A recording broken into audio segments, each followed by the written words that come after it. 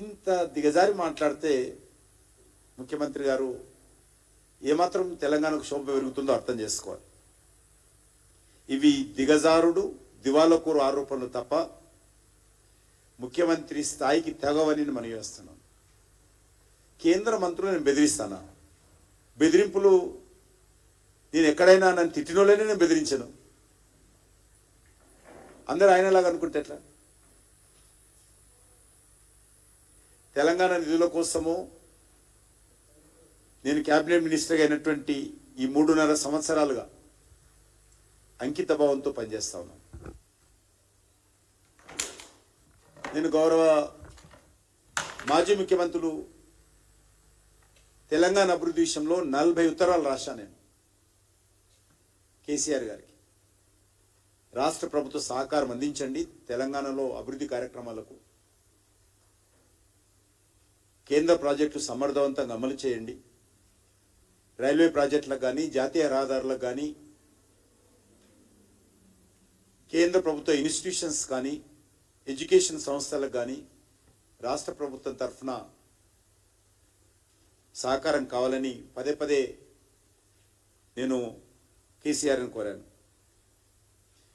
రేవంత్ రెడ్డి గారు వచ్చిన తర్వాత కూడా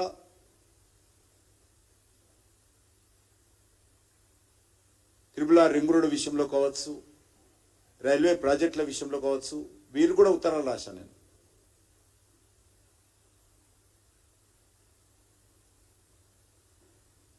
అసలు అభివృద్ధిని అడ్డుకోవడం కోసం తెలంగాణ ఏమన్నది రేవంత్ రెడ్డి సొంత జాగిరా? ఇది రేవంత్ రెడ్డి మనది, తెలంగాణ ప్రజలది. రేవంత్ రెడ్డి ఈరోజు ఉంటారు, రేపు పోతాడు. కానీ తెలంగాణకు న్యాయం జరగాలని కోరుకుంటాము, తెలంగాణ అభివృద్ధి జరగాలని కోరుకుంటాము, తెలంగాణలో భారతీయ జనతా పార్టీ బలం పెరగాలని కోరుకుంటాము, ప్రజలకు మేలు జరగాలని కోరుకుంటాము.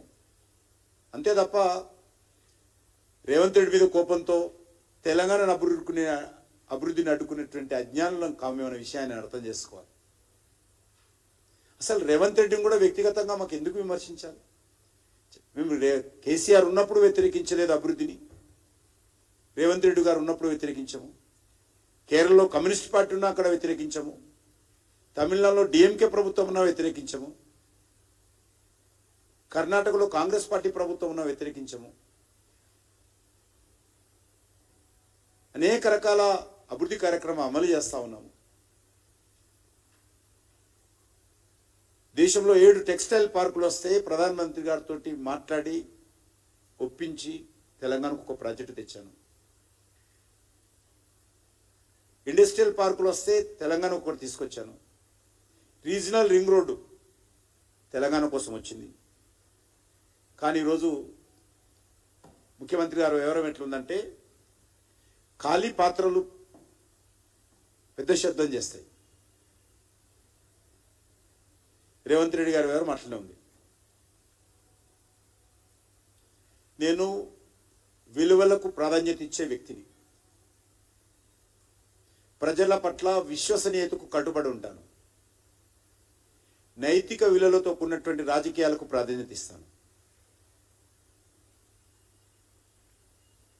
అంతే తప్ప ప్రాజెక్టులు అడ్డుకోవడము ఇతరత్రో ఊహించడం కూడా కష్టం. నా తరఫున ఆ రకమైనటువంటి చర్యలు ఎవరైనా ఊహించడం కూడా తప్పే అని సందర్భంగా వహిస్తున్నాం. అదే కాకుండా చిన్నప్పటి నుంచి కూడా ఒక సిద్ధాంతానికి కట్టుబడినటువంటి వ్యక్తిని కాబట్టి ఈ తాటాకు చప్పులకు భయపడే వ్యక్తిని కూడా కాదు. నేను తప్పు చేయనప్పుడు అసలే భయపడను. తప్పు జరిగితే ఒకవేళ పొరపాటున విధానం మార్చుకుంటాను తప్ప వైఫల్యాలను, అవాస్తవాలను, అసమర్థతను నా మీద రుద్దితే అది మంచిది కాదు. నా మీద రుద్ది తప్పించుకునేటువంటి కుట్ర రేవంత్ రెడ్డి గారు తన వైఫల్యాల నుంచి చేస్తా ఉన్నారు. నేను కానీ మా పార్టీ కానీ మేము గత పార్లమెంట్ ఎన్నికల్లో ఈరోజు దేశంలో అధికారంలో ఉన్నాం కాబట్టి ఏవైతే దేశ ప్రజలకు హామీ ఇచ్చామో దానికి కట్టుబడి ఉండి ప్రతి ఒక్కొక్క హామీ అమలు చేయాల్సినటువంటి బాధ్యత మాది. అమలు చేసి చూపిస్తాం, చేస్తూ ఉన్నాం. హామీలకు కట్టుబడి పనిచేస్తామని కూడా మనం చేస్తా ఉన్నాం.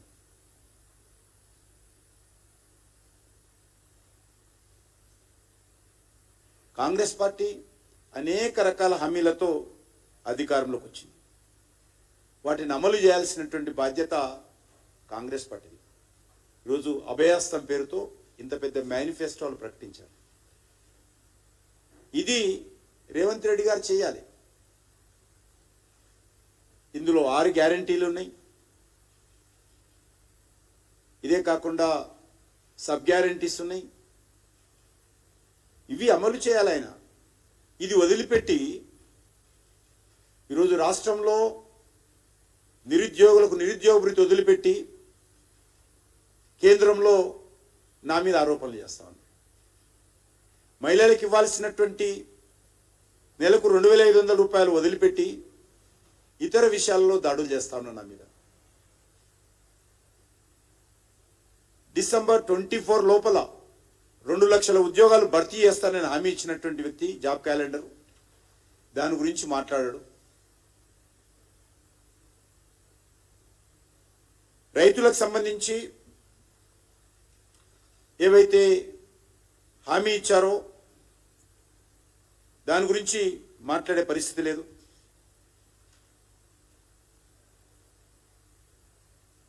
ఇందిరమ్మ రైతు భరోసా ఎకరానికి 15,000 రైతులకు, కౌలు రైతులకు 15,000, రైతు కూలీలకు 12,000, 10 పంటల పైన 500 బోనస్, అదనపు బోనస్.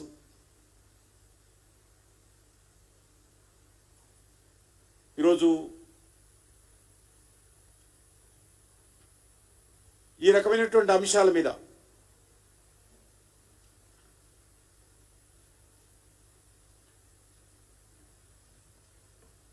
ఇల్లు లేని వాళ్ళందరూ కూడా 5 లక్షల రూపాయలు ఇంటి స్థలము, విద్యార్థులకు 5 లక్షల విద్యా భరోసా కార్డు, పెన్షన్లు 4,000 రూపాయలు,